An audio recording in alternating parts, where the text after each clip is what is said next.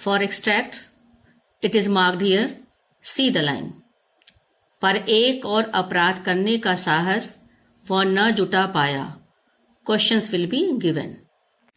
Now अवतरण 7। प्रश्न number 1, रसीला ने कचहरी में क्या कहा? इस बार उसकी कौन सी विशेषता प्रकट हुई? तो जब रसीला ने अपना अपराध स्वीकार कर लिया तो इंजीनियर बाबू जगत सिंह ने उसे क्षमा देने के स्थान पर उसे पुलिस के हवाले कर दिया। वहां पर उस पर चोरी का दोष लगाया गया और उसका मुकदमा शेख साहब की कचहरी में पेश हुआ। वहां कचहरी में रसीला ने बिना कोई बहाना बनाए अपना अपराध स्वीकार कर लिया और प्रार्थना किया कि यह उसका पहला अपराध है, उसे क्षमा कर दिया जाए, वह दोबारा गलती नहीं करेगा। क्लियर हो गया होगा। सेकंड पार्ट, इस बार उसकी कौन सी विशेषता प्रकट हुई? तो इस बार रसीला की ईमानदारी और सच्चाई प्रकट हुई। वह बहुत ही सरल, नेक, सच्चा व्यक्ति था। भले ही उसने मजबूरी में अठन्नी चुराने की गलती की थी, परंतु उसने अपनी गलती को स्वीकार कर लिया था, माफी भी मांगा और उसे अपने इस अपराध के लिए काफी शर्मिंदगी है। ठीक है, समझाते हुए लिख लीजिएगा। प्रश्न नंबर 2, रसीला सजा से बचने के लिए कचहरी में और क्या क्या कह सकता था? तो यदि रसीला चाहता सजा से बचने के लिए, वह बहाना बना देता।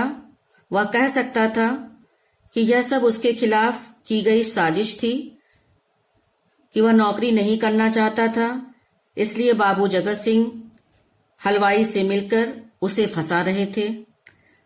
मगर वह एक और अपराध करने का साहस नहीं जुटा पाया।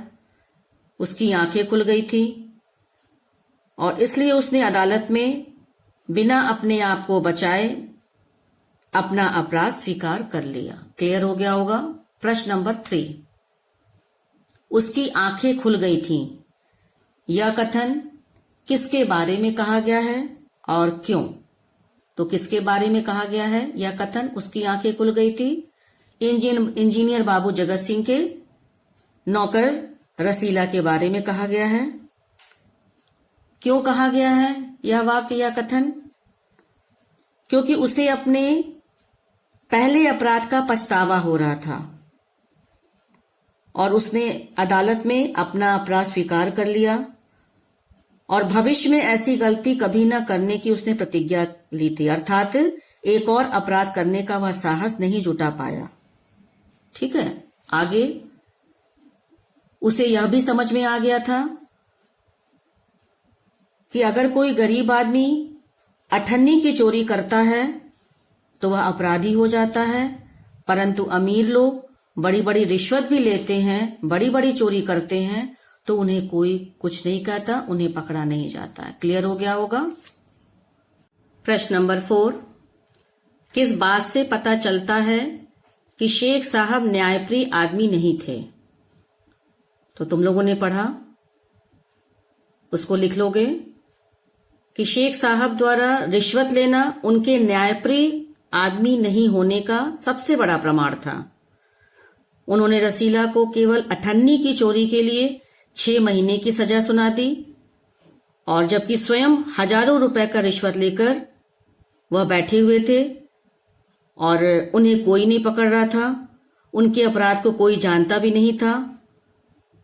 और रसीला को दंड देने के पश्चात 6 महीने की सजा देने के बाद उन्होंने उसी रुमाल से मुंह पोंछा जिसमें एक दिन पहले किसी ने 1000 रुपए बांधकर उन्हें रिश्वत के रूप में दिया था। तो इससे पता चलता है कि वह न्यायप्रिय व्यक्ति नहीं थे। ओके, आई थिंक क्लियर हो गया होगा। स्पष्ट सारे उत्तर अपनी कॉपी में आपको करना है, जैसे करते हैं वैसे कर लीजिएगा। ओके।